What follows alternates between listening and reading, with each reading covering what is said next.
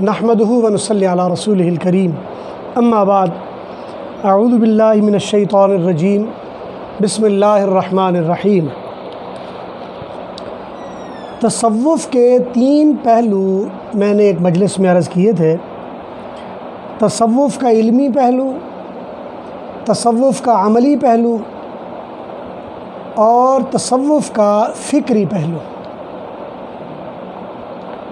آج میں تصوف کے علمی پہلو کے بارے میں مختصر سی اور چند باتیں عرض کروں گا۔ تصوف کا عملی پہلو یعنی جس کو اختیار کرنے کے بعد آپ اپنی زندگی میں روحانی طور پر بہتری لاتے ہیں، یا آپ اپنی زندگی میں کوئی خوبی پیدا کرتے ہیں، یا آپ اپنی زندگی میں اچھے اخلاق پیدا کر لیتے ہیں۔ طریقت کی زبان میں کہوں تو آپ اخلاق حسنہ اپنے اندر پیدا کر لیتے ہیں اور اخلاق سیئہ اپنے اندر سے دور کر لیتے ہیں۔ اللہ تعالیٰ کی معرفت کی لائن پر چل پڑتے ہیں، اس کے لیے تصوف کا عملی پہلو ہے۔ اور تصوف کے عملی پہلو کے بنیادی طور پر 3 رکن ہیں۔ اگر آپ تصوف کے عملی پہلو کو جاننا چاہیں گے، اس کے لیے 3 ارکان ہیں جن کو آپ کے لیے ضروری ہوتا ہے کہ اس کو پورا کریں۔ میں مختصراً ان کی وضاحت بھی کر دیتا ہوں، پھر ان ارکان کے اپنے شرائط، اپنے لوازمات بھی ہیں۔ وہ 3 ارکان جو عملی تصوف میں ضروری ہیں، ان میں پہلا استاد، دوسرا شاگرد اور تیسرا طریقہ، یا دوسرے الفاظ میں اگر طریقت کی زبان میں کہا جائے، ایک پیر، دوسرا مرید اور تیسرا سلسلہ۔ یعنی شیخ بھی ہوگا اس میں، اور شیخ کا پھر شاگرد ہوگا، اور درمیان میں طریقہ یا سلسلہ آ جائے گا۔ یہ 3 ارکان ہیں بنیادی طور پر۔ ان 3 ارکان میں سب سے پہلے ضروری ہے کہ ہمیں پتہ ہو طریقہ کیا چیز ہے یا سلسلہ کیا چیز ہے۔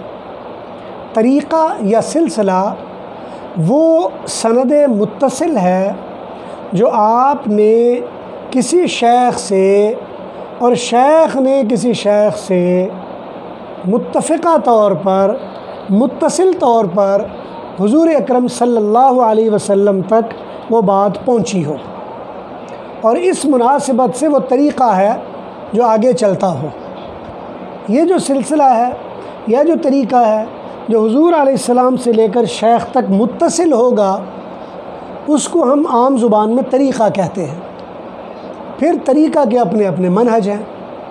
طریقہ کا ایک منہج ہے جس کو سادہ زبان میں ہم قادری منہج کہہ لیتے ہیں، ایک منہج ہے جس کو ہم سہروردی کہہ لیتے ہیں، ایک منہج ہے جس کو ہم چشتی منہج کہہ لیتے ہیں، ایک منہج ہے جس کو ہم نقشبندی منہج کہتے ہیں، اور اس کے علاوہ بھی دنیا میں اور بھی مناہج قائم ہیں اور معروف ہیں۔ مثلاً مولانا جامی کا ایک سلسلہ چل رہا ہے، مولانا رومی کا سلسلہ چل رہا ہے، نجم الدین کبریٰ کا ایک سلسلہ کبرویہ چل رہا ہے، مصر میں علویہ سلسلہ ہے بہت زیادہ۔ اسی طرح اور بہت سارے انداز ہیں جو مختلف سلسلے ہیں۔ گویا یہ سلسلہ ایک منہج ہے، ایک طریقہ ذکر ہے، یا ذکر سکھانے کا ایک طریقہ کار ہے۔ لہٰذا آپ کے لیے ضروری ہے کہ آپ اپنی سند رسول اللہ صلی اللہ علیہ وسلم تک اس شیخ کی وساطت سے لے کے جائیں جس شیخ کی وجہ سے اس سلسلے کا وہ نام پڑا ہے۔ مثلاً بہاؤالدین نقشبند البخاری، اب یہ اس کی وجہ سے نقشبندیہ سلسلہ پڑا ہے، تو نقشبندیہ سلسلہ اگر بہاؤالدین نقشبند بخاری کے سلسلے سے جائے گا تو یہ طریقہ متصل بن جائے گا۔ اگر کوئی بندہ کہے میں ہوں نقشبندی لیکن سلسلہ جو بیان کرے اس میں بہاؤالدین نقشبند بخاری کا نام نہ ہو تو اس کی نقشبندیت مشکوک ہو جائے گی۔ اسی طرح اگر کوئی کہتا ہے میں ہوں نقشبندی مجددی لیکن اس کے سلسلے میں مجدد الفسانی شیخ سرہندی نہ آئیں تو اس کا سلسلہ مشکوک ہو جائے گا۔ اسی طرح اگر کوئی بندہ کہتا ہے میں چشتی ہوں، لیکن وہ اس کے سلسلے میں معین الدین چشتی رحمۃ اللہ علیہ ان کا نام نہ آئے تو سلسلہ مشکوک ہو جائے گا۔ اسی طرح سہروردی اگر کوئی اپنے آپ کو کہتا ہے اور جو وہ سلسلہ بیان کرتا ہے شیخ شہاب الدین سہروردی رحمۃ اللہ علیہ، اگر اس میں نہ آئے تو سلسلہ اس کا مشکوک ہو جائے گا۔ اس لیے جو سلسلہ ہے وہ اگر سند حضور تک بیان کر رہا ہے اس شیخ کے توسط سے بیان کرے گا تو سمجھ آ جائے گی کہ سلسلہ درست ہے۔ اگر وہ اس سلسلے کے بغیر سلسلہ بیان کر رہا ہے اس شیخ کے توسط سے بغیر، اس کا مطلب ہے اس کا سلسلہ مشکوک ہے۔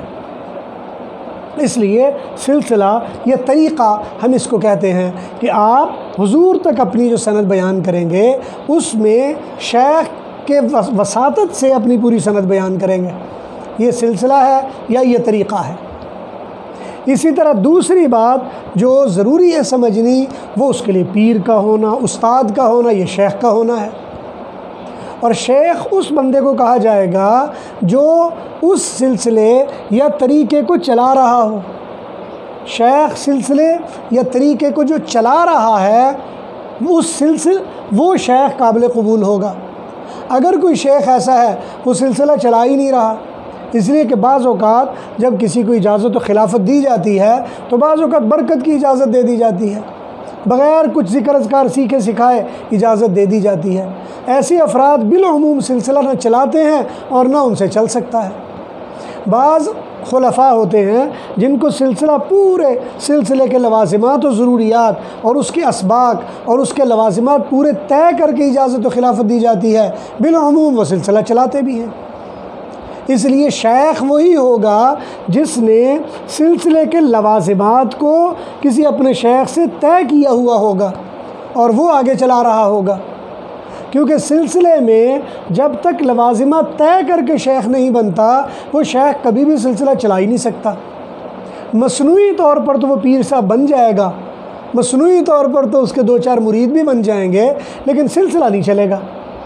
لوگوں کے کہنے کے لحاظ سے تو پتہ چلا کہ یہ حضرت صاحب ہیں، یہ فلاں سلسلے کے بزرگ ہیں، اتنی بات تو چل جائے گی، لیکن اس کے لیے سلسلہ آگے چلانا مشکل ہو جائے گا۔ کئی مشائخ کو جانتا ہوں وہ ان کے والدین نے یا ان کے بڑوں نے ان کو اجازت دی، لیکن سلسلہ انہوں نے سیکھا نہیں، مرید ان کے پاس بیعت ہو جاتے ہیں اور وہ بیعت کر بھی لیتے ہیں، آگے کیا ہے کچھ بھی نہیں ہے۔